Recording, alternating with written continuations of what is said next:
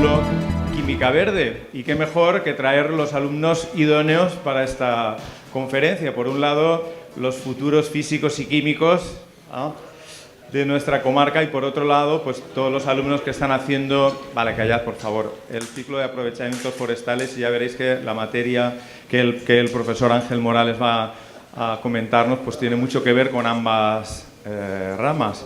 Es un verdadero especialista en el sector. Me estaba comentando que hace unos poquitos años, así como unos 30, tuvo la ocasión de durante un par de semanas o 3 dar clases en el instituto, fue profesor de física y química. Así que bienvenido de nuevo, Anguera, profesor, y nada, y totus tus. Gracias. Lo redimos con un aplauso, por favor. Bueno, muchas gracias. Bueno, en primer lugar, agradecer a la organización de la Universidad de Otoño por haberme invitado a dar esta conferencia. Y el título pues es un poco provocador, Química Verde. ¿Qué significa eso de Química Verde? Porque la prensa de la palabra química, pues la verdad es que no es muy buena. Y un poco voy a intentar pues limpiar la cara de la química, y comentaremos con algunos ejemplos los esfuerzos que se está haciendo tanto desde las facultades como desde las industrias químicas por contaminar menos, que es lo que tiene que ser en este momento. Si nosotros buscamos en el Google la química contamina el medio ambiente, pues esto es lo que nos aparece. Residuos, vertidos, contaminación atmosférica, contaminación por pesticidas en el campo. Pues esto es la visión que tiene la gente de la química. Cuando dicen, no, es un producto natural, no lleva química, estamos equivocados, todo es química. Lo que habrá que ver es qué parte de la química es adecuada y qué parte no, pero realmente todo es química. Desde que nosotros freímos un huevo, la cáscara es carbonato de calcio, la yema pues tiene más grasa que la clara, que tiene más proteína, y todo eso es química. Las interacciones de los átomos pues hacen que funcionen de una manera u otra. Pero la visión que tiene la gente normal de la calle pues es lo que tenemos en pantalla. La química contamina y es parte del problema de la contaminación que tenemos en este momento, pero también es parte de la solución, y es lo que voy a intentar el haceros ver en esta conferencia. En todos los sectores económicos está presente la química, como he comentado: metalurgia, construcción, energía, transporte, la industria farmacéutica. Todos pues llevamos la ropa, los colorantes de la ropa, llevamos teléfonos móviles, mejores o peores, o más antiguos o más modernos, y todo tiene que ver con la química. Todos los sectores consumen materias primas y todos van a generar contaminantes. Hagamos lo que hagamos, todos van a generar contaminación. Lo que hay que procurar que esa contaminación sea lo menos posible. Está claro que va a producir daños ambientales. Una mala gestión de los procesos industriales, de los residuos, pues provocará, y es la visión que tiene la gente de la química, el uso de reactivos tóxicos, empleo de disolventes, consumo de energía, emisiones, vertidos.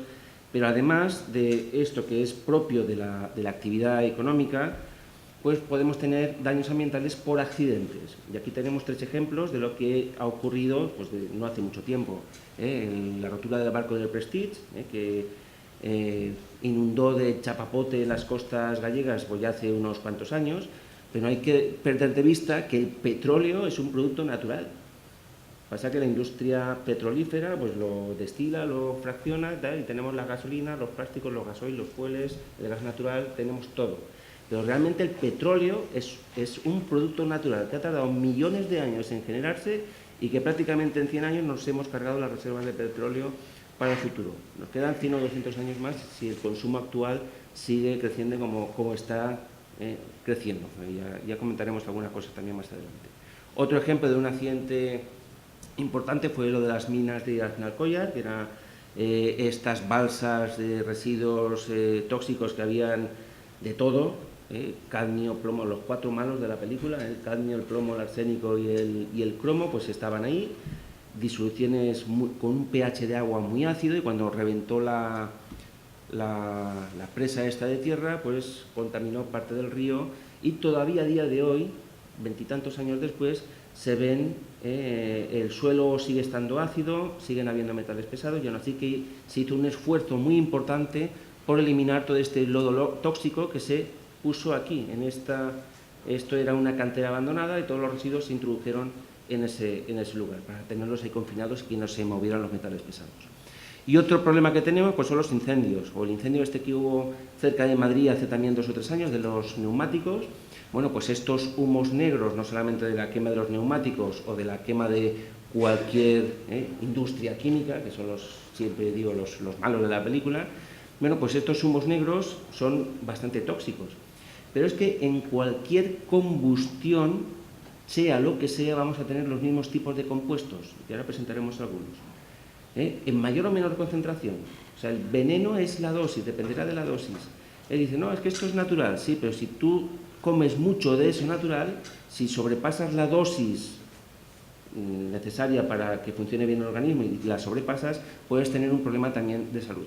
Bueno, pues en estos humos hay productos tóxicos muy peligrosos, pero es que en un incendio forestal también se producen los mismos tipos de compuestos, en mayor o menor proporción. Y al final de la presentación pondré algún ejemplo numérico. Por tanto, la química tiene mucho que decir, ha sido parte del problema también en los últimos años, hasta los años 70, pues la verdad, estoy hablando de hace 50 años prácticamente, pues las industrias químicas vertían directamente a los ríos, no había depuración, y en las facultades pues tampoco se tenía mucha visión de lo que ocurría. Yo soy químico, estudié químicas en la Facultad de Químicas de la Universidad de Valencia, y ahí en las prácticas de química pues iba todo por la pila. En este momento eso no es así, se recogen los residuos de una manera en función del tipo de residuos, si son ácidos, si son básicos, si son compuestos orgánicos, si son organoclorados, se recogen y luego se envían a una empresa que gestiona esos residuos. Por tanto, los laboratorios químicos primero buscaban nuevos reactivos, mejora de sensibilidad, claro, cada vez se determinan parámetros interesantes de menor concentración. A veces sale en la prensa, pues no hay que comer pez espada porque tiene mercurio. Bueno, ¿y cómo sabes que tiene mercurio? Porque hay que analizarlo. Hay que buscar técnicas instrumentales que sean lo suficientemente sensibles como para poder ver la concentración del mercurio en el pescado. Y estamos hablando de un microgramo por gramo, una ppm que llamamos los químicos, un microgramo por gramo es 1 en 1.000.000, es bastante poco. Por tanto, hay técnicas instrumentales que permiten una buena selectividad, una buena sensibilidad para poderlo ver.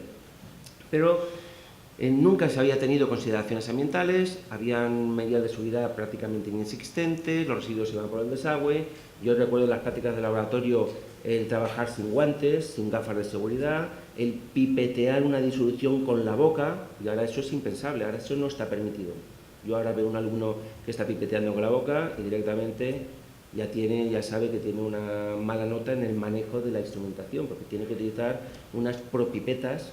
Si sois de ciencias, a lo mejor en el laboratorio habéis podido utilizar ese tipo de compuestos, y de material, se tiene que utilizar la propipeta para no mantener en contacto con la boca. Bueno, estábamos hablando de los años de hace 50 años, había una mala conciencia, y algunos químicos, tanto y investigadores y biólogos y de otras áreas de investigación, pues empezaron a pensar que eso no tendría que ser así. Por tanto, hubo en la bibliografía un incremento de los estudios sobre toxicidad de los reactivos que se estaban empleando, advertencias sobre esta toxicidad, incremento de estudios medioambientales, ver si lo que yo tiro por la pila afecta al medio, a las aguas o a los organismos que viven en las aguas o incluso a las plantas, y se empezó a separar los residuos del laboratorio. Y por tanto, en los años 90, estoy hablando de hace ya 30 años, empezó a pensarse en la química verde, en la química analítica, yo soy químico analítico, en la química analítica verde, o en la green chemistry, que es en el término inglés, que fue donde apareció esta filosofía, esta nueva manera de trabajar en los laboratorios de química. ¿En qué sentido? Bueno, pues emplear metodologías analíticas más conscientes con lo que estamos haciendo, con el medio ambiente, esfuerzos en miniaturizar los sistemas, consumir menos reactivos, generar menos residuos.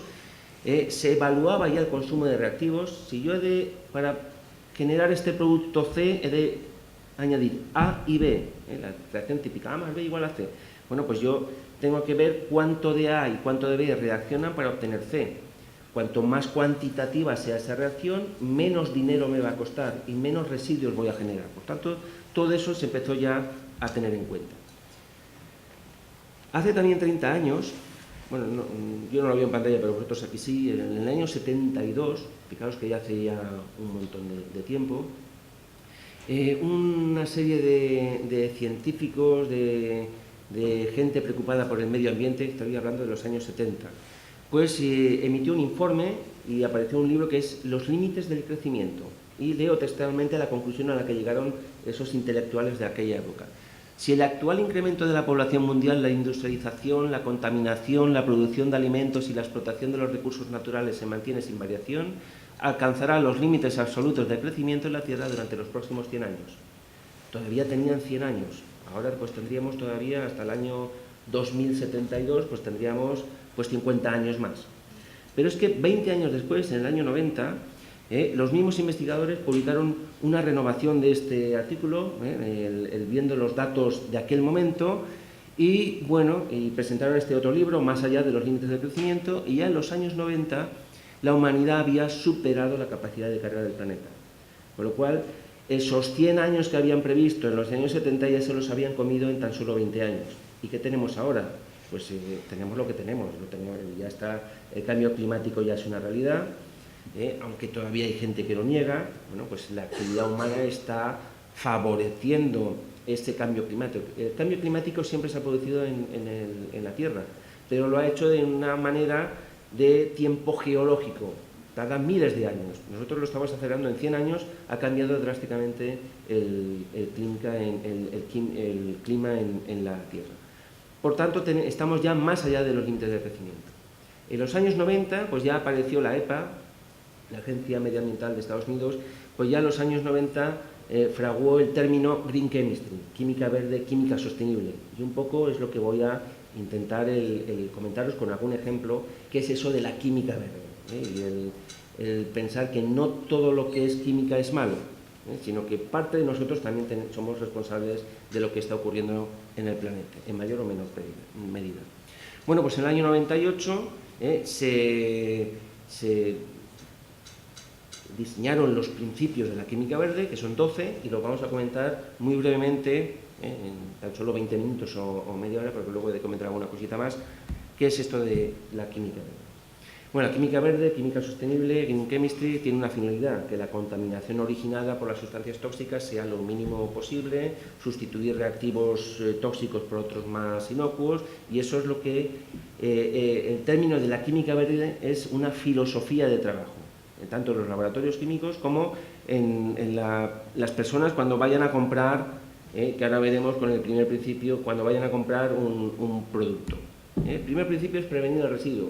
Y aquí tenemos un ejemplo muy claro de ¿y quién es el culpable de esto? De este residuo plástico que tenemos aquí. Prevenir el residuo, es mejor evitar el desecho que tratar de limpiarlo después.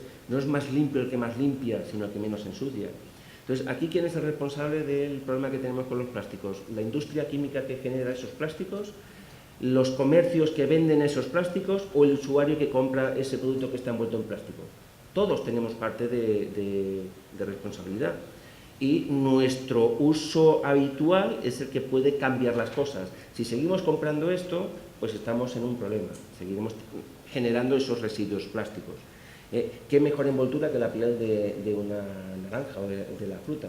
Por tanto, habrá que evitar, habrá que prevenir el residuo. El segundo principio es la economía del átomo.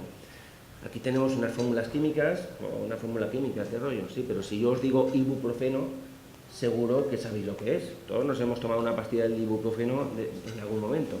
Bueno, pues la síntesis de ese fármaco, antiguamente eran 5 etapas. Cada etapa supone que el rendimiento, si no es del 100%, vamos a perder parte de los reactivos iniciales en productos que no son aprovechables. Si esas 5 etapas las convierto yo en 2 etapas, por tanto, habré economizado mi síntesis. Una síntesis más barata, pues abarata el producto, y además estoy gestionando mejor los 2 reactivos originales o los 3 reactivos originales que yo voy a utilizar. Síntesis químicas menos peligrosas. O sea, se intentan en los procesos químicos el sustituir los reactivos que son peligrosos por otros reactivos menos tóxicos, menos peligrosos, tanto para la salud de las personas que están trabajando como para el medio ambiente. Esta sustitución por reactivos más suaves tiene pues 2 contrapartidas. Por un lado, tienen que ser reactivos más selectivos y por tanto menos peligrosos, que son las flechas de color verde, es mejor. Pero claro, si son reactivos más suaves, las condiciones de la reacción para generar esa síntesis química pues tendrán más tiempos, más temperaturas y el coste de energía para generar esos productos pues será mayor. Entonces habrá que ver qué es lo que más nos conviene, generar reactivos o emplear reactivos menos tóxicos, aunque sea a expensas de un mayor consumo energético. Por tanto, se pueden emplear reacciones catalizadoras, que con una pequeña cantidad de un catalizador consumo menos reactivos y la producción de lo que a mí me interesa se produce de una manera estable. Diseñar productos químicos más seguros. Aquí tenemos un ejemplo. Esto es un transformador que estaba relleno de un disolvente, de un compuesto que aguanta muy bien el calor, no se degrada con la temperatura, no se quema, por tanto, desde el punto de vista de su función, está muy bien. Si yo tengo un compuesto que no se degrada, pues lo fabrico como refrigerante de este transformador. Por tanto, es un producto muy bueno desde el punto de vista industrial. Pero claro, estos productos químicos que pueden tener una escasa toxicidad aguda, pero con el tiempo pueden ser perjudiciales, y un ejemplo son los PCBs, los policlorobifenilos, que no sé si os sonará, pues a partir de ahora, cuando veáis en la prensa los pollos belgas tienen PCBs, pues el compuesto es este de aquí. ¿Qué ocurre? Este compuesto es tan estable, que está muy bien, aquí tenemos el color verde, porque no tiene reactividad, no se degrada, por tanto para lo que se ha fabricado va perfecto, pero es tan estable que si hay una fuga, si hay un incendio de un transformador que tenga este disolvente aquí dentro, este reactivo aquí dentro, pues va a ir al medio. Y es tan estable que no le degrada ni la luz solar ni las bacterias. Está ahí, tiene una vida media muy grande. Puede durar bastantes décadas en el medio. Y por tanto, al ser tan persistentes, ya tenemos aquí el color rojo, estos productos, o se trabajan con ellos de una manera muy segura en sitios estancos, o vamos a tener un problema de contaminación atmosférica y de contaminación en los seres vivos, porque esta sustancia además es muy hidrófoba y se acumula en los tejidos grasos de los animales. Si los piensos con los que están alimentando las granjas de los pollos belgas tienen estos compuestos, los pollos van a asimilar ese compuesto en la grasa. Luego nos comemos nosotros el pollo y asimilaremos ese compuesto también en nuestra grasa. Y hay un problema de biomagnificación del problema. Por tanto, una propiedad altamente valorada, que era un producto muy estable, pues desde el punto de vista medioambiental, si hay una fuga, si hay un incendio, si hay cualquier cosa que salga de donde tiene que estar, pues va a generar un inconveniente muy grave. Y es una de las sustancias más tóxicas que se conoce, sustancias tóxicas desde el punto de vista de sintetizadas por el ser humano. Por tanto, bueno, pues disolventes, hay que emplear disolventes más seguros, intentar sustituir los disolventes orgánicos, que todo el mundo sabemos disolventes orgánicos, pues en casa tenemos acetona. La acetona es un disolvente orgánico, pero no tiene mucho problema. Es tóxico, como todos los disolventes orgánicos, pero lo tenemos en casa como esmalte de quitaduras. O las gasolineras, pues la gasolina no deja de ser un disolvente orgánico también. Aparte del octano, el heptano, pues puede tener benceno, puede tener tolueno, puede tener otros compuestos orgánicos que están ahí. Ya no tienen plomo, las gasolinas ya no tienen plomo, pero tienen otros compuestos aditivos también para aumentar el poder antidetonante. Por tanto, habría que sustituir estos disolventes orgánicos por otros que fueran más seguros. Nosotros en el departamento pues, hacemos análisis, hay una técnica instrumental que se llama espectroscopía infrarroja. Bueno, pues si alguno estudia químicas en el futuro, pues veréis esa instrumentación, y que los disolventes organoclorados, que se cargan en la capa de ozono, pero los disolventes organoclorados son los mejores para trabajar con esa técnica. Claro, si yo trabajo con algunos mililitros, bien, pero si trabajo con litros de disolvente, pues voy a tener un problema medioambiental si eso acaba en la pila. Se tiene que gestionar bien el residuo que yo estoy generando. Pero en algunos momentos no hay más remedio que utilizar esos disolventes orgánicos y no se pueden sustituir por otros. Habrá que buscar esos otros de alguna manera para intentar contaminar lo menos posible. Diseño para la eficacia energética. Claro, en algunas etapas hace falta calentar o refrigerar o llevar a presión algunos reactivos para que reaccionen y tener el producto que a mí me interesa. Eso implica un consumo energético y mayor consumo energético implica un mayor impacto ambiental y también un mayor impacto económico. Si yo puedo realizar estos procesos a temperaturas y presiones ambientales, pues ya el gasto energético será menor. Si gasto menos energía, pues en la industria en la que estoy yo o en la empresa en la que estoy yo, va a ser más económico ese reactivo o ese producto final que yo voy a sintetizar. Empleo de materias primas renovables. Eso ya, por lo menos en la mente de la mayor parte de la población, ya está empezando a tener éxito. Queda mucho camino por recorrer todavía. Vosotros sois el futuro. Pero todavía queda mucho. El utilizar materias primas renovables, el reutilizar, el reciclar. Si la energía, en vez de utilizar los combustibles fósiles, se emplea la biomasa, pues además esta biomasa, que serviría para tener los montes un poquito más limpios, bueno, pues de esa biomasa se pueden sacar aminoácidos, azúcares, aceites esenciales, hormonas y vitaminas. Y por último, bueno, pues hay que quemar. Bueno, pues se quema y intentar evitar las partículas sólidas que salen y cualquier incendio. Viniendo para acá hoy, pues he visto que hoy pues tendrían el permiso muchos agricultores para quemar los restos de poda. Y bueno, pues había un ambiente que había mucha partícula en suspensión, mucha ceniza en suspensión y muchos benzopirenos, que luego comentaremos eso que son compuestos también tóxicos, porque en toda combustión se generan ese tipo de compuestos.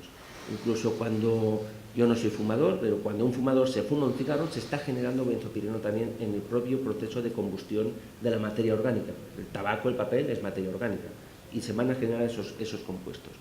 Bueno, pues los plásticos también, ya sabemos, la prensa y los telediarios, pues por fin se han dado cuenta del problema, o están en los medios de comunicación continuamente, y ya los políticos van a empezar a tomar medidas para que el consumo de plásticos sea menor. Pero da igual, luego enseñar algunas imágenes, que la cantidad de plásticos que hay es importante. El otro día apareció en la televisión un plástico hecho con polímeros, con polialcoholes y con azúcares, que luego lo disolvían en agua y se lo bebían. Bueno, pues es una opción, y eso es la innovación, ahí tiene mucho que decir. Y para poder innovar hace falta tener una cultura científica para poder decir, si mezclo esto con esto voy a tener aquello. Y eso, bueno, pues el futuro, ya digo, sois vosotros. En cuanto a los metales catalíticos, para hacer que las reacciones fueran más económicas, pues suelen ser de estos, si alguien recuerda la tabla periódica, el paladio, el platino, el rutenio, el rodio, el iridio, son metales raros, son elementos de transición y elementos raros que están confinados en sus yacimientos y que pueden provocar un impacto en el medio ambiente. Se ha visto, las gasolinas con plomo, pues se veía que en el medio ambiente, en las ciudades y en los hielos del Ártico y de la Antártida, pues había plomo, y en función de la distancia, de la profundidad del hielo, pues había más o menos plomo. Se quitó el plomo, ahora se ha visto que ha habido un descenso del plomo porque ya no están las gasolinas, por lo menos en los países industrializados o en el primer mundo. Pero se ha empezado a ver ahora que los catalizadores de platino, se ha empezado a ver que empieza a haber un aumento del platino en las partículas en suspensión y en los distintos puntos. Por tanto, habrá que estudiar si el platino afecta o no a los seres vivos y a las plantas que están en contacto con ese compuesto. Bueno, pues ya veremos en el futuro qué es lo que ocurre. Reducir la derivación, reducir el número de etapas a la hora de producir un producto nuevo, por medio de menos etapas, generar menos residuos, que el rendimiento sea mayor. Entonces, la química verde lo que intenta es reutilizar mejor los recursos, gastar menos energía, generar menos residuos. Y luego comentaremos pues, algunos ejemplos. Utilizar la catálisis, como he comentado antes, a temperaturas ambientes si es posible, reducir los tiempos de producción y diseñar para la degradación. Pues el plástico con polialcoholes y con azúcares que salió el otro día, pues es un plástico que se degrada. Si además después te lo comes, pues mira, pues estás evitando un problema, como ya sabemos que los plásticos, que claro, cuando vas a la playa y ves los plásticos, esos son los que ves, pero esos no son los problemáticos son los microplásticos que no se ven y que ya están en los tejidos de los pescados, en los tejidos de las aves que se comen los pescados, y en nuestros tejidos también tenemos alguna molécula de bioplástico. De plástico. Y análisis en tiempo real. Eso en una empresa, en un control de calidad, de un producto alimenticio, de un producto del tipo que sea, o de un cosmético, lo que interesa es hacer los análisis a tiempo real. Porque si se para la producción, eso, desde el punto de vista económico, es malo. La producción tiene que ser en continuo. Y por tanto, si yo puedo tener un análisis en tiempo real, saber en cada momento si está bajo control nuestro parámetro que a mí me interesa o no, puedo corregir en ese momento y puedo disminuir las pérdidas de ese producto que yo estoy generando. Por tanto, el análisis en tiempo real también es uno de los objetivos de la química verde. Y por último, pues una química más segura para la prevención de accidentes. También se tiene en cuenta a la persona que está trabajando en el laboratorio. Está claro que esto no se debe hacer, ni comer, por supuesto fumar, pero ni comer ni beber dentro de un laboratorio. Y luego vamos a la cocina de nuestra casa y abrimos el fregadero y ahí tenemos de todo. Tenemos desde lejía, tenemos salfumán, que están uno al lado del otro, mal asunto, tenemos la acetona, los disolventes orgánicos, el limpiador, el antigrasa, lo tenemos todo junto. Eso desde el punto de vista de seguridad pues no es muy aceptable. Todos los años en la prensa aparece alguien que se ha intoxicado, es que esto limpia mucho y esto limpia mal, lo voy a mezclar. Ha mezclado lejía y ha mezclado salfumán, se genera cloro, es un gas asfixiante, un gas tóxico y bueno, pues han habido hasta incluso muertos.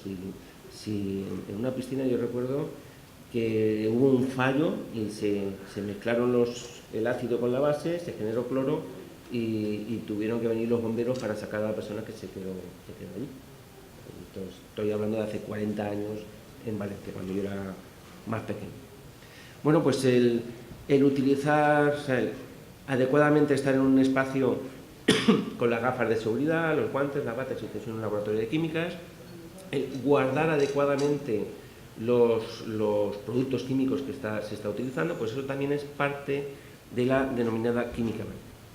Por tanto, esa química verde, esa química más sostenible, tiene un componente ético, que es un compromiso con el medio ambiente y un compromiso con los trabajadores, cosa que antes pues, se tenía menos en cuenta, y por tanto se intentan proponer métodos más seguros y más sostenibles. Pero sostenibles no solamente desde el punto de consumir menos reactivos, generar menos residuos, más sostenibles con el medio ambiente, sino también sostenibles con la empresa en la que yo estoy trabajando. Eso también es, uno monta una empresa, que alguno en el futuro sois empresario, pues montaréis una empresa para ganar dinero y ser vuestro punto de trabajo. Por tanto, también esta química verde tiene un componente económico, reducción de costes, un mayor valor añadido, métodos más sostenibles, oportunidades económicas, etc. Ya se han editado un montón de libros. Estos 4 libros los han editado compañeros del Departamento de Química Analítica. En los últimos 10 años pues, han editado 4 libros sobre la química verde y los métodos sostenibles de análisis, porque somos químicos analíticos. Por tanto, esta química más ecológica, aunque parezca un contrasentido, química y ecología no están muy... pero no tienen por qué estar reñidos. El mal uso que se haga de la química o el mal uso que se haga de lo que sea, nosotros somos parte de ese problema, pero también vamos a ser parte de la solución. Y no solamente estoy hablando de los químicos, sino estoy hablando de todo el mundo en general. Todos somos parte del problema porque estamos en la única tierra que tenemos. Si no la cuidamos, a mí ya me queda menos que a vosotros, pero ya veremos vuestros hijos y vuestros nietos qué es lo que va a pasar. Yo espero que se piense un poco más y se sea más racional con las cosas, aunque las últimas cosas que se ven en la prensa y en la televisión, pues la verdad es que dices, mal futuro vamos a tener. Y ahora voy a comentar algunas cosas sobre algunos contaminantes, o no, vamos a hablar de metales, de contaminantes orgánicos y vamos a ver algunos ejemplos en las 20 minutos que me quedan más o menos. Esto es una tabla, bueno, aquí hay muchos metales, calcio, magnesio, potasio, sodio, algunos de ellos son esenciales, ya lo sabemos, el sodio, el potasio, el magnesio y el calcio son los elementos esenciales que están en la botellita de agua, pues están ahí. Algunos son esenciales y tóxicos, en los que se encuentra el cromo, el manganeso, el cobre, el níquel, y algunos que de momento son tóxicos, no se ha encontrado que sean esenciales. Pero cada vez las técnicas instrumentales son más sensibles, de manera que no sería de extrañar que algunos de estos elementos que están en la parte final, el antimonio, que es este primero de aquí, ya empiezan a ver y dicen, bueno, es que puede que sea esencial también. Pero de momento el cadmio, el plomo, el mercurio y el cromo 6, que aquí no hemos hablado de cromo 3, cromo 6, son los malos de la película que no se ha encontrado que sean esenciales. Son tóxicos y muy tóxicos. Por tanto, habría que evitarlos y a la hora de hacer un análisis, pues el saber muy bien dónde están para poder luego gestionar bien esos compuestos. ¿Y cómo medimos los químicos analíticos de esos compuestos? Bueno, pues esto es un equipo de espectroscopía de absorción atómica y en función del color de la llama, pues podemos saber si es potasio, sodio, calcio, litio, cobre o cualquier otro elemento. Eso los pirotécnicos lo saben muy bien. ¿Por qué es cuando un fuego artificial es de un color o de otro? Pues en función de las sales minerales que tengan ahí. Y eso, bueno, pues es química también. Claro, para hacer un análisis, si yo quiero hacer un análisis, pues no sé, de un componente electrónico del móvil, pues tendré que destruir la matriz, lo que acompaña aquello que me interesa. Entonces, la destrucción total implica perder información. Y aquí voy a poner yo un ejemplo con el arsénico. El arsénico siempre dice, ¿qué malo es el arsénico? Bueno, pues el pescado, todos los productos marinos tienen cantidades ingentes de arsénico.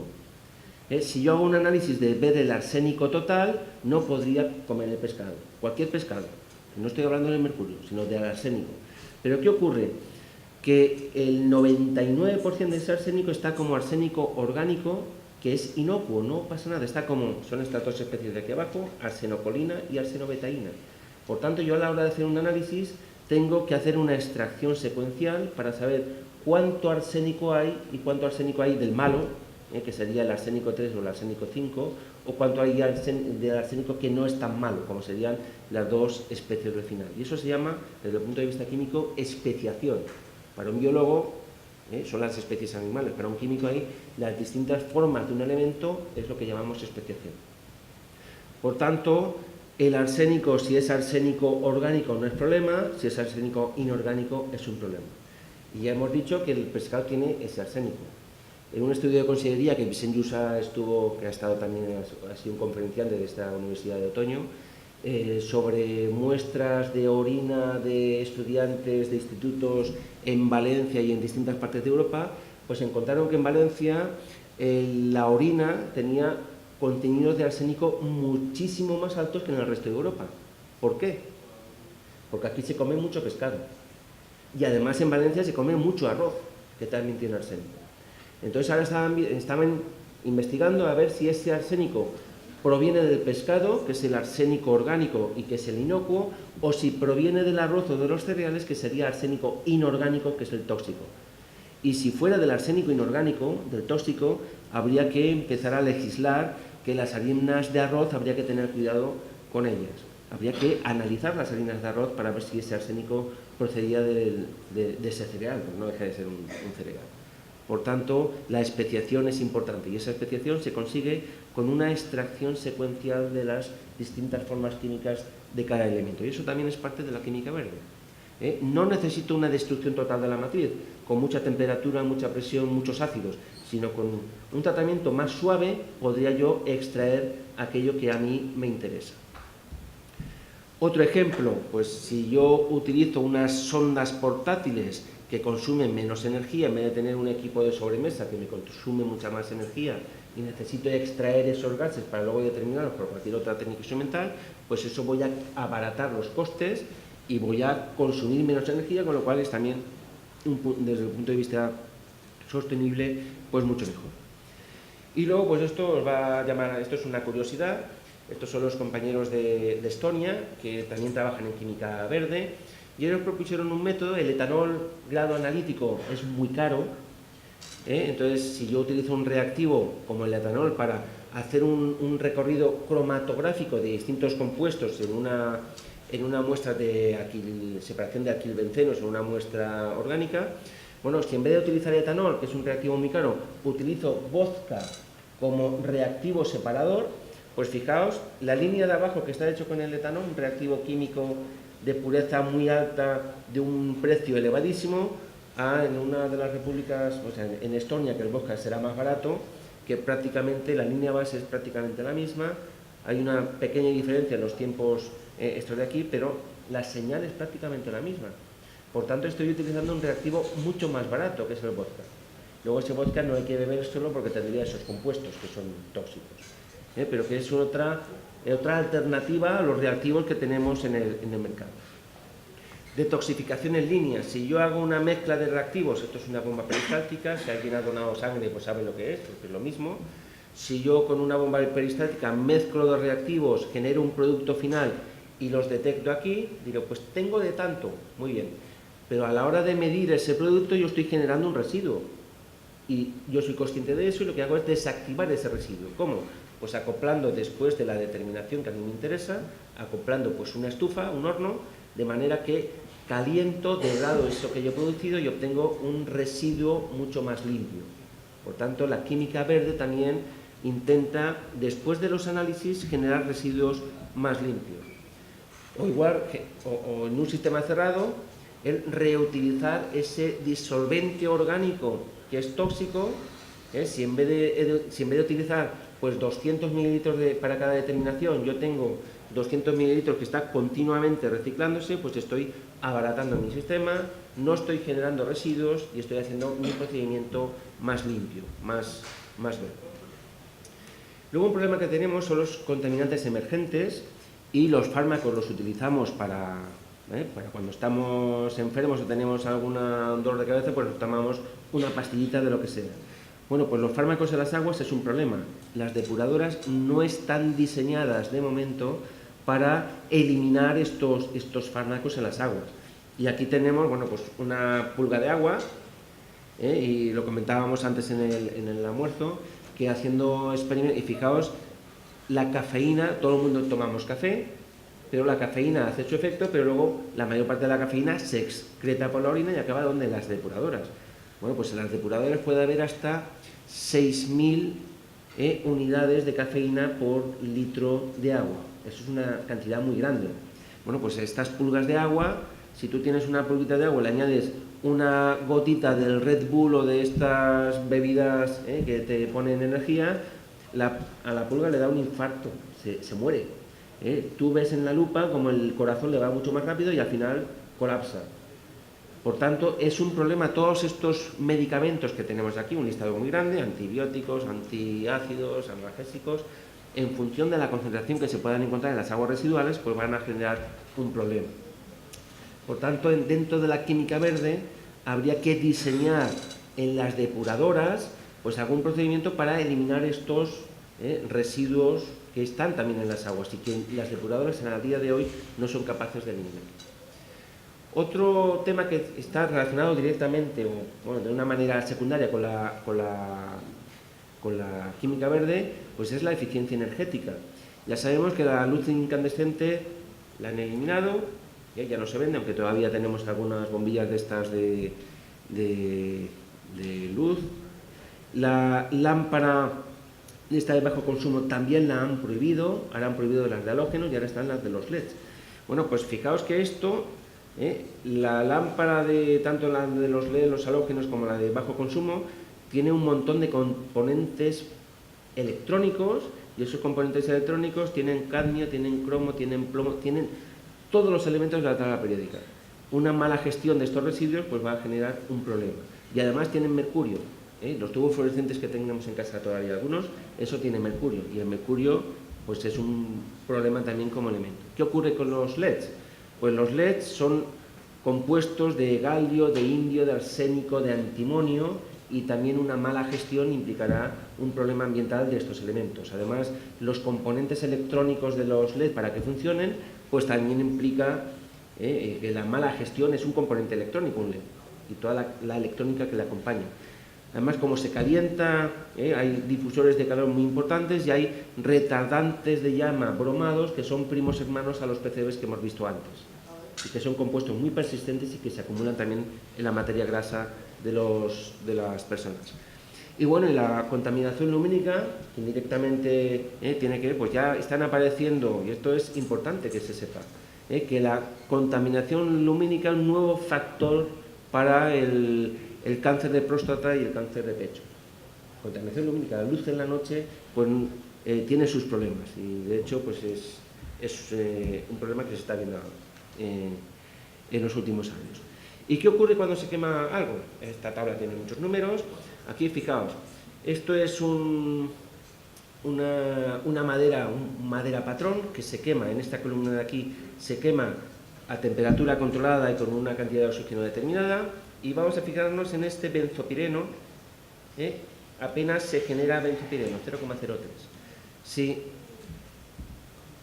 quemamos la madera de una manera incontrolada, sin controlar el oxígeno, tenemos 2000. ¿Qué es 0,03 y qué es 2000? Bueno, pues por cada kilogramo de madera quemada se generan 2000 microgramos de estos compuestos, ¿vale? Y es un compuesto tóxico, cancerígeno y peligroso. ¿Qué ocurre con los incendios? Hace unos años hubo dos grandes incendios aquí en la Comunidad Valenciana, se quemaron 50.000 hectáreas, que no es poco. Vosotros aquí tenéis un bosque importante, y vamos a hacer unos cálculos así muy grandes, muy a lo grosso modo.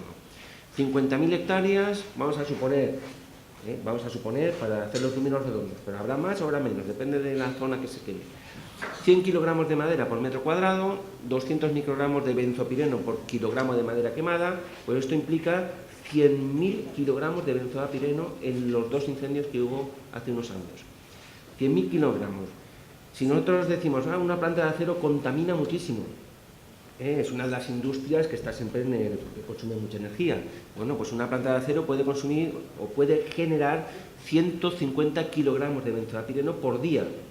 Bueno, pues estos dos incendios es lo equivalente al funcionamiento de la planta de acero durante 2 años. Por tanto, todos los esfuerzos que se hagan de eliminar estos compuestos para que haya menos combustión, menos gasolina, menos... si viene un incendio, todos esos cálculos se van a hacer puñetas, hablando en plata. Por tanto, un incendio también es un generador de contaminación, no solamente de la pérdida del valor natural y de la gente que vive en esos lugares, que lo pueden perder todo solamente desde el punto de vista sentimental. Por tanto, los incendios generan esos compuestos también. Y los plásticos, bueno, la vida actual sin los plásticos pues no es viable en la actualidad, pero hay que pensar que hay que cambiar de hábitos, porque los plásticos sí que se emplean, son útiles, pero generan problemas, una mala gestión de esos residuos, y no hay más que ver también en las imágenes que aparecen en la prensa y en la televisión todos los días, mares y mares de plásticos, o incluso cuando vais por la carretera, mirad los arcenes de la carretera. Está lleno de residuos, de plásticos y de porquería. Bueno, pues, ¿y ese quién es el responsable? ¿La empresa que ha fabricado ese plástico? ¿La empresa que ha vendido ese recipiente con el contenido? ¿O el usuario que lo ha tirado por la ventanilla? Todos tenemos parte de la culpa, pero sobre todo no deberían aparecer estos plásticos en ese lugar. Y ya digo que los plásticos, estos son los plásticos que se ven, son los menos problemáticos, porque tú lo apartas, lo limpias y ya está. Los microplásticos, esos sí que son los peligrosos. Los monómeros de los polímeros, esos sí que son los peligrosos, porque están ya dentro de la materia de la carne, de la grasa, de los peces, de las aves, de todos los seres vivos, que prácticamente el 80% de los peces ya tienen microplásticos, y de las aves también. Hay alternativas, hay innovación. Bueno, pues el otro día en la televisión aparecieron unos plásticos de polialcoholes, Y aquí también tenemos otro ejemplo, plásticos y piensos fabricados a partir de residuos de plataneras. Bueno, pues un residuo vegetal que a lo mejor no se sabe qué se puede hacer, o para compost, bueno, si se puede hacer un plástico biodegradable, pues sería una solución, una innovación. No es un invento, es una innovación. Y otro problema que tenemos, el hábito de consumo. El otro día también en la prensa en Valencia, no sé cuántos millones de euros se habían gastado en desatascar pues, las toallitas húmedas. Todo lo que va por la pila o todo lo que va por el váter, como no lo veo, el problema desaparece, no, el problema está ahí.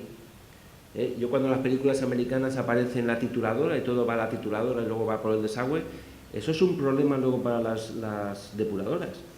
Si tú estás ensuciando, la depuradora tiene que gastar un esfuerzo para limpiar ese residuo sólido. Si tú ese residuo sólido lo tiras, lo seleccionas en función de si es orgánico, si es papel o si es tal, pues estarás ayudando a abaratar el proceso de reciclado. Bueno, pues aquí una nueva innovación, bueno, pues 80 colectivos de países alidan contra las toallitas, pero la innovación, pues Consum lanza toallitas húmedas biodegradables. Habrá que ver que eso es cierto o no, que son biodegradables o no. Entonces, con esto os he dado una visión de lo que es la química verde. Aquí esto es que está desenfocado, tenéis que saber mirar a la química, pues tenéis que saber mirar al químico invisible que hay ahí detrás, que pone químico invisible, pero yo no sé, como es invisible, yo no sé si es químico o química, porque realmente, si os fijáis, tenéis que mirar la vista sin enfocar a la imagen, porque ahí se ve una persona, químico o química, con un gorro, unas gafas, una bata, guantes, lleva en la mano derecha lleva un Erlenmeyer que está llenando un tubo de ensayo, hay una mesa con dos matas de fondo redondo, uno está tumbado, hay un libro en la parte izquierda en la parte derecha de vuestra imagen, un libro abierto, una estantería en la parte aquella de allá, y al fondo hay una ventana con un árbol al fondo con varias ramas.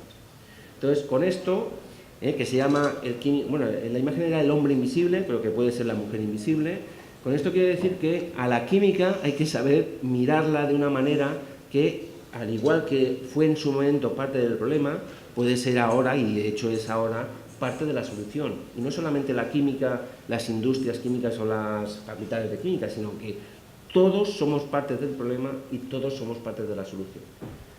Muchas gracias.